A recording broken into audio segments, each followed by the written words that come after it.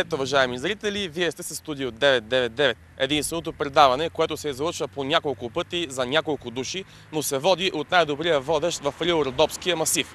Тоест от мен, Марин Милашки. И тази седмица поработихме здраво и днес сме ви приготвили най-доброто от излъченото в Студио 999 през седмицата. Започваме! Хиляди жители на Смолян региона се събраха на митинг-концерт за среща с кандидатът за вице-президент на левицата Стефан Данаилов. Той посети Смолян, като заедно с кандидата за кмет на общината Дора Янкова приветстваха на събралото се множество от трибуната на амфитеатъра в центъра на областния град. Българите искат да се спре напрежението, създадено от ГЕРБ, затова тези избори са най-важните, защото те ще изберат правилното, каза кандидатът за вице-президент Стефан Данаилов. Той подчерта, че не е забравил корените си, които са от Смолян, и именно първият ден от предизборното му турне в страната започва от родния град на баща си. Застанала съм пред вас, заявявам, че не съм щадила сили, позиции, време за да стане реален общия ни стремеж към добруване и просперитет. И винаги съм искала и като председател на общините добрите практики, добрите решения да тръгват и от тук, от нашия град, от Смолян. Мисля, че в голяма степен успях и ви уверявам, че имам сили да продължа заедно с вас, опирайки се на доверието и подкрепата ви. Искам Смолянска община да продължи да бъде първа в усвояването на еврофондовете. Искам да продължим да бъдем първи в решаването на битови и инфраструктурни проблеми. Искам Смолянска община да продължи да бъде общината с най-разгърната мрежа на социални дейности.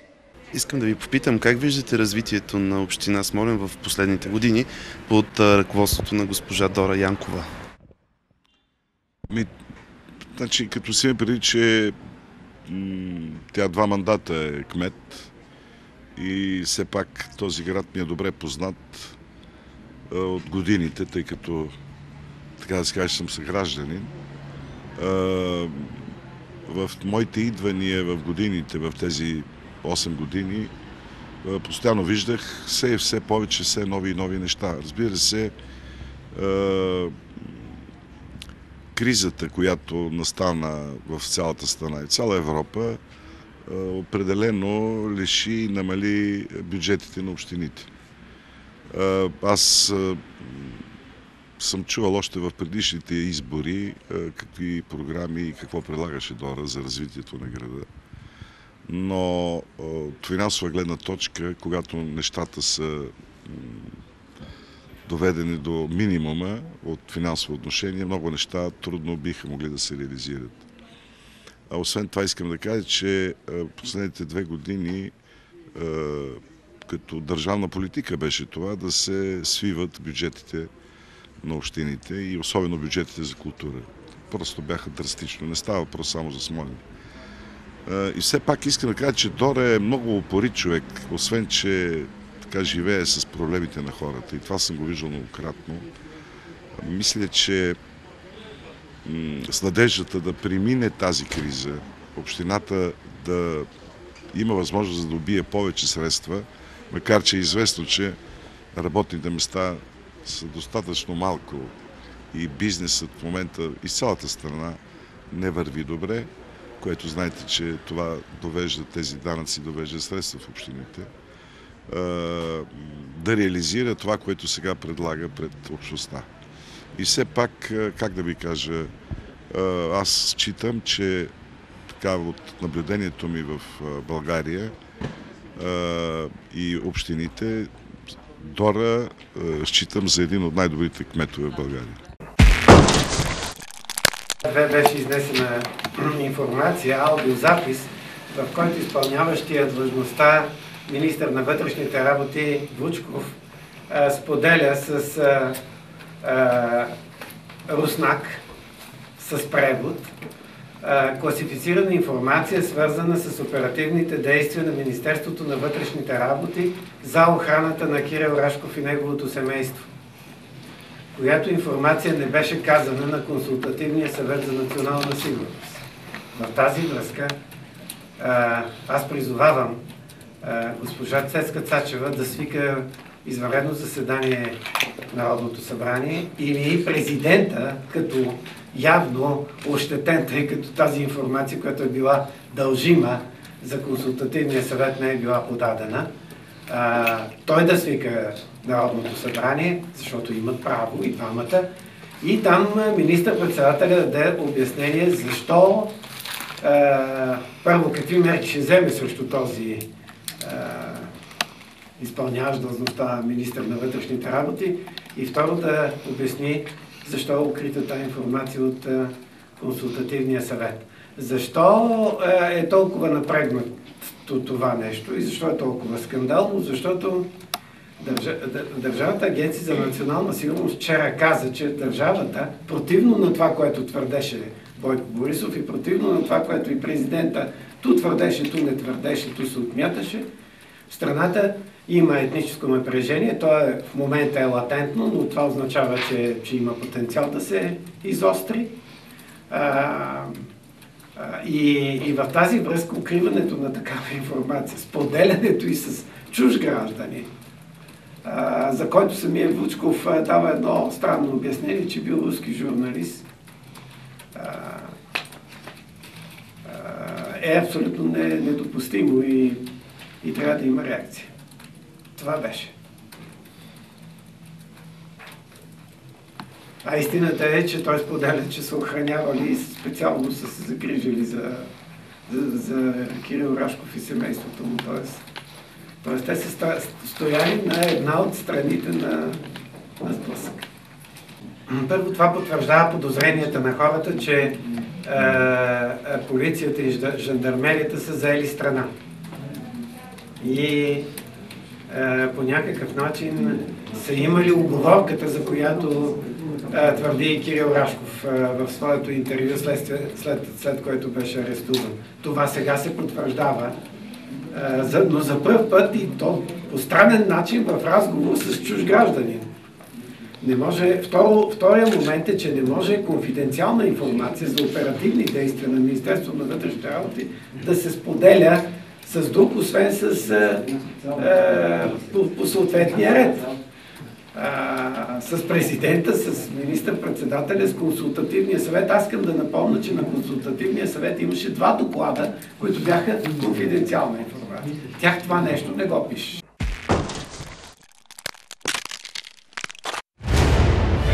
Четвъртък вечер. Смолен са стегат за Кютек.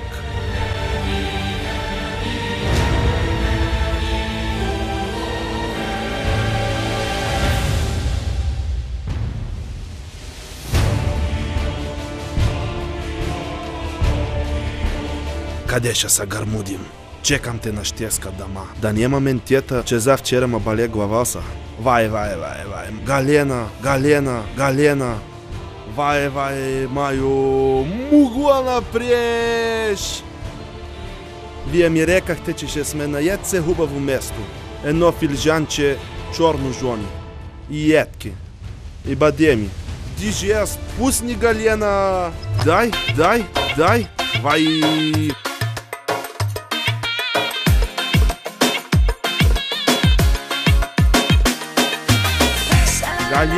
Галена!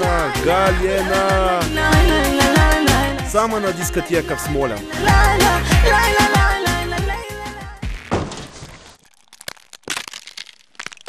Вчера направихме една анкета сред гражданите на Стария център. Искам да ви я пусна да я изгледате и да я изкоментираме. С удоволствие. Познавате ли Николай Мелемов? Да, познавам го, да. Що? Познаваме го. Аз с него не се познавам, обаче с родителите му с най-ми някога живеехме в Мадан. И много добри хора бяха. Познавам се, майка му учителка, баща му почина. Той точно кой, но предполагам, че е много хубав човек, ако съди по родителите. Искам да ви попитам, знаете ли кой е Николай Мелемов? Не, аз лично не знам. А вие? Кандидат за кмет. Името Николай Мелемов говори ли ви нещо? Не ми говори нищо и нито желая да го познавам. Познавате ли кандидата за кмет на ГЕРБ Николай Мелемов? Не знам аз какво да приказвам, аз не съм грамотна. Ама познаваш ли Николай Мелемов? И да гласуваме нямаме файда. Познавате ли Николай Мелемов?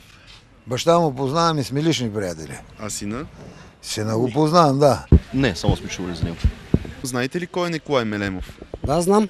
Какво знаете за него? Ами знам, че той, мотото му е да градим Смолян. Николай Мелемов. Не. Не сте чували? Не. Той е депутат. Не. А като кандидат за кмет? Не знаем, бе. Какъв въпрос бихте му задали? Да направи нещо, малко да се дигнат пенсиите на пенсионерите, че и да направи нещо за града, да се върнат младите хора. Какво бихте попитали кандидат кмет? Не знам. Какво би допринесъл за един по-добър живот? Какво бихте го попитали? Какво да го попитам? Каквото и да го попитам, та ще ме излъжи. Каквото и да го попита. Бихте ли му задали някакъв въпрос? Не. Не ме интересува въобще. Какво бихте попитали кандидат кметът? Николай Мелемов? Да. Не знам, аз мисля, че не е компетентен изобщо Николай Мелемов да бъде кмет. Не е подходящия кмет на ГЕРБ. Тоест нямате въпрос към него? Нямаме абсолютно никакъв въпрос. Какво би попитал депутата? Че да знам. От какво не си доволен? Ами от всичко каквото. Едни кмети пак замахвате тука, не се грижат. Бих искал да го питам какво е той направил за 2 години за града. Като предполагам, че един пирон не е заковал. Най-важният е да направят няколко водоизточника тук, резервара, да намалят цените на водата. Искаме да го попитаме дали ще оправи България, дали ще сме доволни от него, дали ще има работа, дали ще има пари, да не гладуваме, да не просиме, да не искаме от хората. Това искаме. Как ще намали данъците? Дано спечели. А въпрос конкретен имате ли? Не. За сега мога му предложа само успех. Като спечели вече има какво да се пита.